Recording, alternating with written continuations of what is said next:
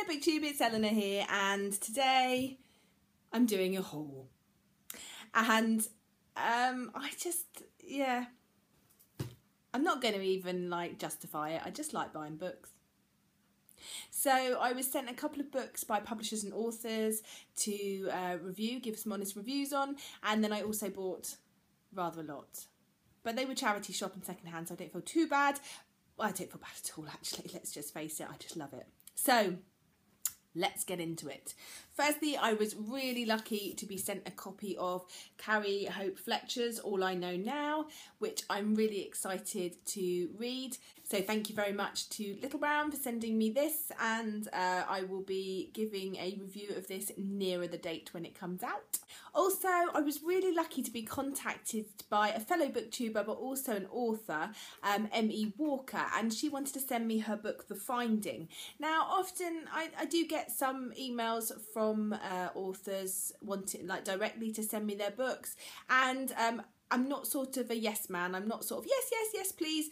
I'd like to read the synopsis, and if I think it's interesting, then of course I want to try and read it. So I was really happy. She sent me a copy all the way from the US, which was lovely of her, so thank you very much. And I'm really excited to read this. I'll read you the back because I just think it explains it better than me. Lily McFarren isn't human, but she has no idea. Soon after graduating college, Lily is introduced to the magic land of her ancestors. She learns she must remove a tyrant from her late father's throne, but must begin her training in telekinesis first. 7 tasks need to be completed before Lily can gain full control over her abilities, and each one gives her more insight to the world from which she was hidden. Before Lily's journey to magic is complete, she must choose between the world in which she grew up and the family who raised her, or the thousands she could save by rejoining the magical community. I just think this is right up my alley. There's tests and some sort of school learning and magic, and I'm really genuinely excited to be trying this book out soon. So I think maybe next month I'm going to put this on my TBR, and or maybe sooner, I don't know, we'll see. But thank you very much for sending this to me, M.E. Walker, and I'll let you know how I get on. And then also I was lucky enough to be sent a copy of I'll Give You the Sun by Jennifer Niven. This was sent to me by Walker Books, who also sent me a copy of The Sky is Everywhere by Jennifer Niven as part of a campaign they're doing. They sent me 20 books, and I left them around my local area with post-it notes on, telling people that they could pick them up and give them a go. And I had quite a lot of tweets back from people that picked them up, which was really exciting. And I love that this book's got yellow pages and the other one's blue with blue pages. So I'm going to be trying and reading both of these because I hear good things about both. So I'm excited to try these soon. And then all of the other books are books I've picked up myself for various reasons. The first book I bought the day before I found out that Terry Pratchett had died. I've never read any Terry Pratchett. I think I have one sitting on my shelf, which is The Longest Earth. I think this is the start of a trilogy, but I really feel like I want to give his Discworld a go, so I managed to get a second-hand copy of The Colour of Magic, and I'm excited. I'm going to give this a go, and it makes it all the more poignant now hearing that Terry Pratchett passed away, unfortunately. So yeah, I'm going to get to this hopefully soon.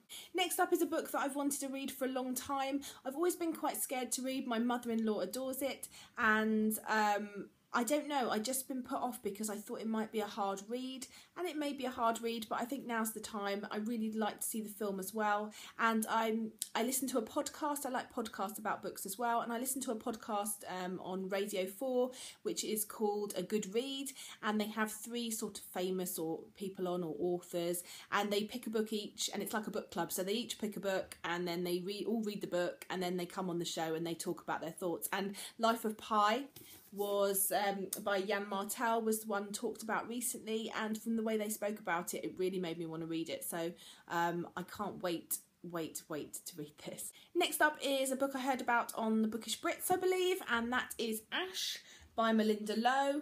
I believe this is sort of a fairy tale type book, Cinderella-y possibly. It seems like a really quick read. It's probably quite a middle grade or a younger read, but I quite liked the sound of it when I heard about it on the channel, so I thought I'd give it a go. I've been hearing this book talked about over a number of different channels recently. I know that Sarah Churchill of Clumsiness and the Curse is doing a fantastic giveaway competition for this book, and some stuff that goes with it, and some nice necklaces. And I know that Benjamin Tomes also talked about this and is doing a competition as well, I believe. So that is The Dolls by Kiki Sullivan. I love these pink pages. I'm really loving like coloured pages at the moment. But this is, I believe, sort of set in the South and involves sort of voodoo and that type of things. I joined the bandwagon and I picked up A Darker Shade of Magic by V. Schwab. I've yet to read Vicious, but I've got that on my Kindle. But I was really intrigued when I heard this was coming out. This is all about sort of a world with parallel universes, all with different types of things. So like there's a grey London which doesn't have magic. There's a red London where magic is revered. And there's a white London where people fight to control the remaining magic, and once there was a black London, and it just sounds like a really fun read, and I've heard a lot of people say how good it is, so I got this one. Next up, I talked briefly, I think, about how I went to the UKYA extravaganza in Birmingham with Sam from Cold Tea and Crumbs, where we met about 34 different UKYA authors, and one of the authors that actually set up the event and was also there was Kerry Drury, and she talked about her 2 books, and I was fascinated. So as soon as I got home, I picked them up.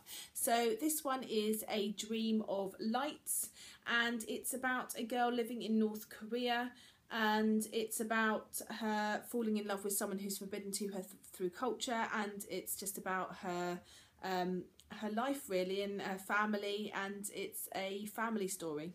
So I also found a book I've been looking for and I heard quite a few people talk about recently in my local charity shop for like 50p, and that is The Bloody Chamber by Angela Carter. When I was at school at sixth form and doing my A-levels, the other English class read this, and I remember them saying, oh, it's really weird, but it's good, and it's really dark, and we never read it, and I didn't pick it up myself, and so now I keep hearing people talk about it. It's really piqued my interest to try it again, so I'm looking forward to giving this a go. Just a couple more. I couldn't believe it. I keep talking about my local charity shop, and I'm really just in love with it, I think. I go there quite a bit because it's near a library and it's also near a park, so me and my daughter like to go to the library and then we go to the park and play, and sometimes I take her for a coffee afterwards, or a baby chino for her, and we go to the charity shop and she looks at the toys and I look at the books, and anyway, that's a long-winded sentence, but I found this, and I have heard someone talk about it a long time ago, but I couldn't believe it. It's a hardback and it's called The Silent History, a novel by Ellie Horowitz, Matthew Darby and Kevin Moffat. From what I can gather, it's a book written as if it's sort of documenting history, and it's about this medical curiosity where children in a generation are born without speech, comprehension or language entirely, and it's written from the points of view of all different types of people: parents, doctors, opportunists, inventors, cult leaders and vigilantes, and they talk about how these children grow up and sort of create their own language and establish their own sort of class of people, and people sort of don't understand them, and I just think it sounds like a really interesting story. So if you've read this one, let me know what your thoughts were and whether you enjoyed it, because I haven't heard many people talk about it. Just 2 more to go. One of them will come as no surprise if you heard me talk about it last week. I loved Red Rising, and so I've picked up Golden Sun by Pierce Brown because I could not help myself. And then finally I picked up a book called The Written by Ben Galley. Now I'm sure I heard someone talk about this, but for the life of me, I can't remember who, so I apologise if you're watching this, and if you are, let me know who you are so I can go back and watch your thoughts on this video, on this book again. I'll read you the back because I just think it sounds great. His name is Farden. They whisper that he's dangerous. Dangerous is only half of it. Something has gone missing from the libraries of Arfel, something very old and something very powerful. 5 scholars are now dead, a country is once again on the brink of war, and the Magic Council is running out of time and options. Entangled in a web of lies and politics and dragged halfway halfway across icy Emanska and back, Farden must unearth a secret even he doesn't want to know, a secret that will shake the foundations of his world. Dragons, drugs, magic, death, and the deepest betrayals await. Breathtakingly vast, chillingly dark, brooding and dangerous, the written will leave you impatiently waiting for the next adventure. Welcome to Emanska. I think this sounds pretty good. So that is my ridiculous amount of books that I have now bought and still haven't read so many. I'm really going to have to slow down on this book buying, and I'm going to have to stop going to the library because I just got too many books to read now. So no more buying for me for a little while, I think.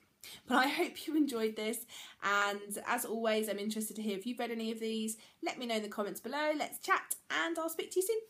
Bye for now, BookTube.